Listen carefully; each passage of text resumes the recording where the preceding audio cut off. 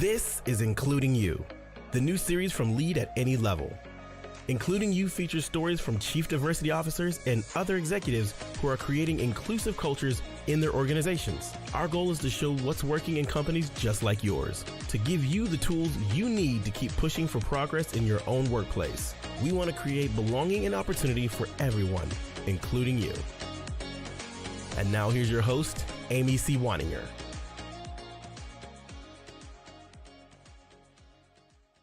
Welcome back to Including You. I'm your host, Amy C. Waninger, the Inclusion Catalyst. My guest today is Dr. Frank Gonzalez. He's the Director of Equity, Inclusion, and Belonging at Yum Brands Taco Bell. Taco Bell has more than 55,000 restaurants in over 155 countries and territories with more than 1 million employees and franchise associates. Dr. Gonzalez, welcome to the show. Thank you, Amy. I'm excited to be here with you. It's really exciting. So just really treat, and I appreciate you inviting me over.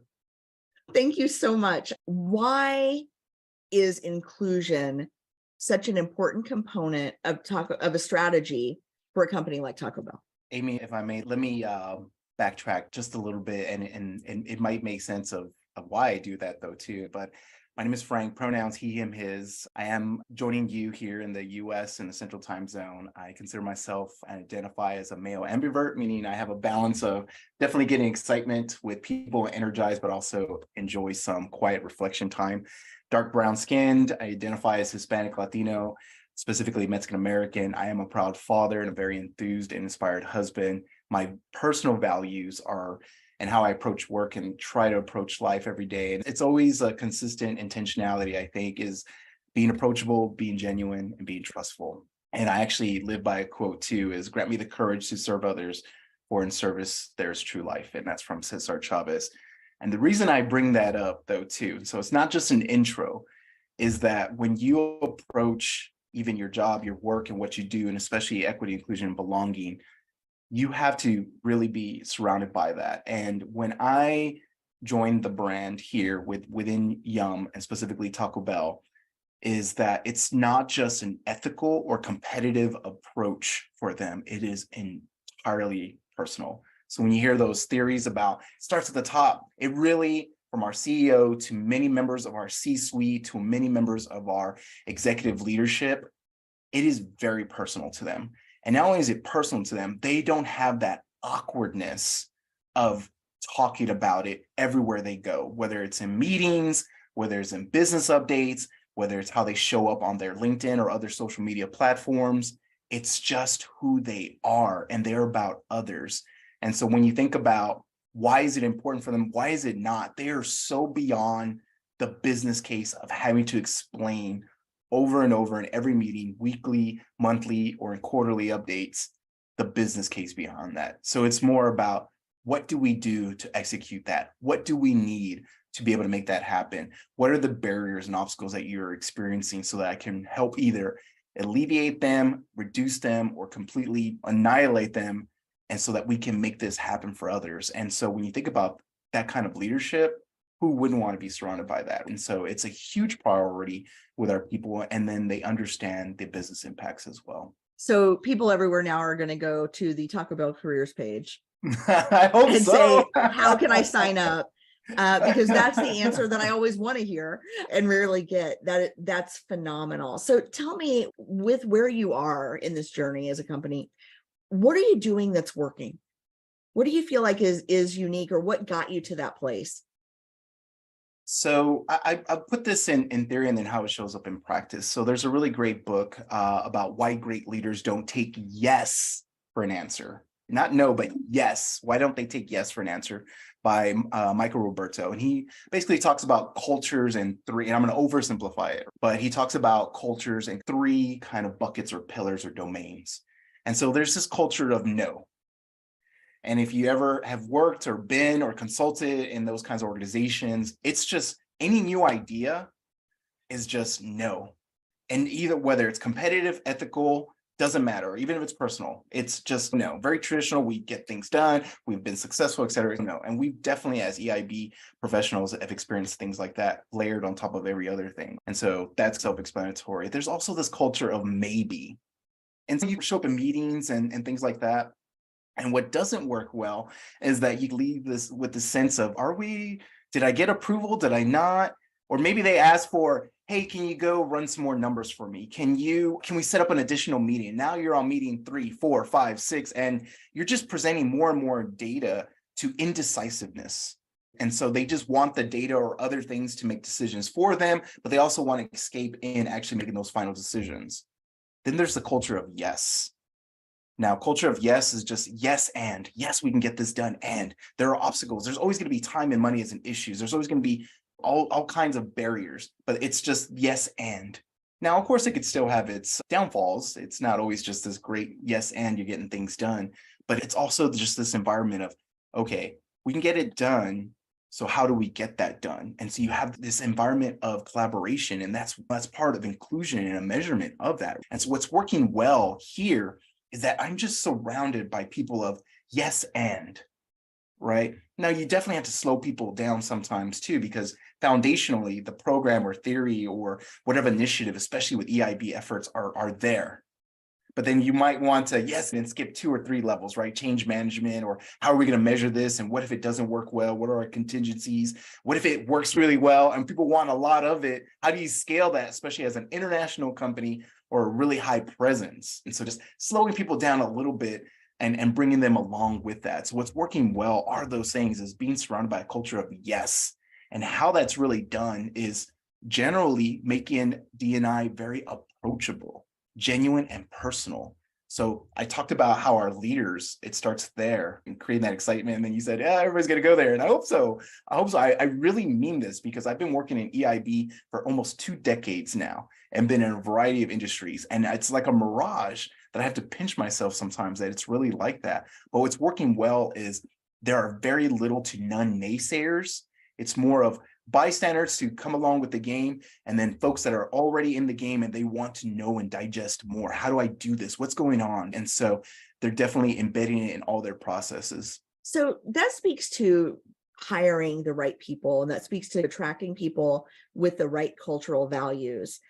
Can you talk a little bit about how you do that at Taco Bell? What are the values that you espouse to the candidates that are coming in, and how do you make that real for them so they can see themselves there? It starts with people. I know that's been said so many times. I just want to be honest. That's been said so many times and in so many different platforms, but it really starts with people. So whether it's how we're writing a job description, how we're actually showing up, how we're inviting within our employee resource groups because they're part of that welcoming committee, how we're thinking about our opportunities and internal pipelining, all of it is, okay, what about the people? What are the impacts there? What's going on? And really surfacing not just the feel-good stuff, but also what's not working, almost as, again, like a project management or a kind of a postmortem process improvement. How can we improve upon that? And so when you think about hiring, obviously you want the technical skills, regardless of what's going on. You definitely want to be able to show up, but beyond your resume and beyond the resume, we almost know that you are a definite cultural add. It's getting to know you. It's really, truly getting to know you and just, hey, tell me a little bit about you. What's going on? And people memorize that. So when you show up on day 1, I will tell you, I can speak freely on my first 5 minutes. In my first 5 minutes of my first week of my first day, I was already collaborating with our CEO. In many organizations, you have to go through so many layers and appointments. And it's, hey, what's going on? Hey, yeah, Frank, you're so, oh, okay, yeah, da, da, da. And within the first hour or so, I'm hugging, right, our CPO, our chief people officer, who is global. So you think about the people, it was like, okay, it matched at the hiring, and they talked about this, they lived it. And also in our foundation, how we show up externally with our foundation and raising millions of dollars, and just, we pour out those scholarships, we have them as interns, but we also hire them. So everything is it's 360. But I'm just talking about like that practical show up on day 1 and, oh, this is no different than as I was going through the hiring. They're asking me things a little bit personal to really figure out what my personal values and what my North Star is. What are my motivations? That's like geared towards that situation, behavior, outcome outside of those technical skills. And once I start, it doesn't stop when I'm officially air quote onboarded. It doesn't stop. And they really vested in who I am, and shout outs and recognition and just praise. And I'll just add one last thing, Amy, because I get really excited about this. And again, like, it's a mirage. I always have to pinch myself. Is this real? And ask other peers, is this real? You've been here longer than me. Is this real? And they're like, it's real. It's this from leadership, once again, especially the +1s or +2s. When you get in meetings, they absolutely deflect and boomerang recognition right back out to team. And they're very specific on who it is. So when you talk about like hiring, that's just one facet. I'm talking about the everyday thing. They don't want that praise. They're already at the level that, hey, I don't need that recognition in my team. It's them. They did it. And when you think about theoretically how you always want that to show up, that's how we show up. And so beyond working, that's that hiring piece that it's really hard. It has to be very genuine from the inside out, that I really believe in. Everything you just said made me so excited and also so baffled. Sorry, I get No, but baffled, because I've worked in large companies. I cannot imagine hugging the chief people officer at any of the companies that I worked at. I can't imagine within a couple of hours even meeting the CEO of some of these larger companies. And I've certainly been in enough high-level meetings to hear executives take credit and not deflect and not give. And so on the one hand, I'm completely baffled. I'm like, what would that even look like? But on the other hand, completely excited, because it's almost, you've entered into this alternate universe where things run as they should, and people are doing the right things all the time, not as an exception. And what a blessing that is, to be in a place where not only do you feel like you can thrive, but everybody around you is thriving too. So what does that mean in terms of, like, you can see that it's working from your own personal perspective, from your own anecdotal perspective. What do you think are some of the broader implications for the brand based on this culture? Implications. So how does this align to the mission of the company? What does it enable you to do that you might not otherwise be able to do? Really be able to actualize upon ideations. So I'll go back to what you said about, baffled, because I think we've become very jaded and numb to like all these organizations that either put money right out there, messaging, and then it's very disingenuous later on and just ends up being this self-fulfilling prophecy of, it's not working there. It's not working there. And so when you're really in this organization and you think about just psychological safety for yourself, the organization, for your teams, for the employees, but also even the customers and how they approach even our restaurants. They may think I'm going to show up and I'm basically, what I tell you is going to somehow reach Frank and other teams. They really feel that connection and psychological safety. It's truly allowing, the implications really are truly allowing ideations, problem solving, but also the allowance of mistakes. That's the biggest thing that you see is a common denominator for a lot of psychological safety. And so when you think about that, we are able to, not everything's going to get to our customers. There are a lot of different things that don't get to the market. Well, we've at least tried it. And so you think about, just from a humanity standpoint, we're not shut down to this culture of no. We're not constantly chasing and wasting time and money with facts and figures over and over. We're just allowed to truly ideate. And those ideations come from not just people experiences, but also our products. And so it's just this, again, it's like an oasis, a mirage of the way it should be. So we're able to capitalize on our talent practices, things that are going to measure data and having data transparency. What's that going to look like, and being okay with it. We're talking about supplier diversity as well, and also community impact. And we're also talking about just capability building in general from around our enterprise. So just really trying to level up at all that time, but not level up from a competitive and monetary standpoint, but level up from, again, that people common denominator as well. So it allows us to do a lot. And if I say the only downfall was just finding enough time, enough days, hours, minutes within the year, the calendar year, to be able to execute all these things. But that's why you memorialize things, document it, and say, okay, we didn't get to this, but maybe we can get to it next year. It's occurring to me as you're talking about innovation and people trying out ideas, that for as long as I've been paying attention to any business conversations, typically public radio and they do marketplace or whatever the analysis is. Taco Bell is always a standout in terms of innovation, not just in the products, but in the business and the way the business is run. And I remember hearing about this decades ago, that Taco Bell was so innovative in the way it manages its logistics and the way it manages its product, right? And where they go to market. And so it seems to me that not only does this pay off in terms of the dividends of the people that you work with, but you've really grown both within the structure of the organization itself has matured quickly, but you've also been able to expand the footprint and the reach and the positioning of the organization. Yeah, absolutely. Let me ask you this, Frank. As you think about the future and you're looking at this big backlog of yes ands that you want to try and implement, what excites you the most to try or to accomplish or to become? Oh, honestly, it's again to serve others, to the courage to serve others. Foreign services, true life. It is when you get your colleagues and just 360 and everybody that you work with and cross functions, when you get them to actualize beyond your own experience. That's a lot to digest. So I'm going to say that again. When you get them to actualize beyond your own experience, beyond my own experiences. I still have many filters like anyone else, and I'm honest about those. There are over 200 known biases and counting. I don't know everything, and I'm ignorant to a number of things. And ignorance to me is where I'm always trying to go. But when somebody and functions and groups and clusters actually actualize beyond what I've thought and bring it to me and say, what do you think? And I'm like, I don't know. I need to go research that because that's already way beyond diversity dimensions. It's beyond my scope.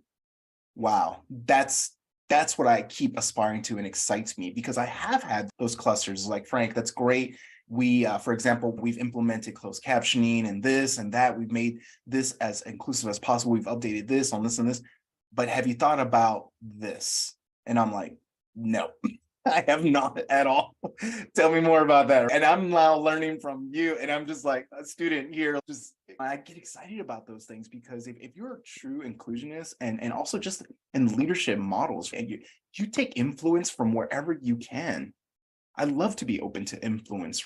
That baffles me all the time. I'm like, oh my gosh, thank you. And I embrace it. I say, thank you for expanding on my ignorance and educating me, Amy, because and we have that a lot. And I think that, again, that goes to that psychological safety foundation of allowing for mistakes, allowing for people where they are on the spectrum of learning, and then appreciating that and letting them self-discover. It's not always going to be actualized out into the field or operations or our customers. It might not even be actualized internally, but we at least tried it and it has been documented and we're keeping a catalog of those things. So yeah, I know that sounds very simplistic, but honestly, some of the basics in life, beautifying the basics are very enthusiastic to me or keep me enthused, should I say. I absolutely love it. And I can't wait to see what you learn, do, and become in the coming years. Frank, thank you so much for sharing your insights and your infectious enthusiasm with me and my audience. I appreciate you so much. Oh, no, I appreciate you. I feed off of your energy, Amy. You're awesome.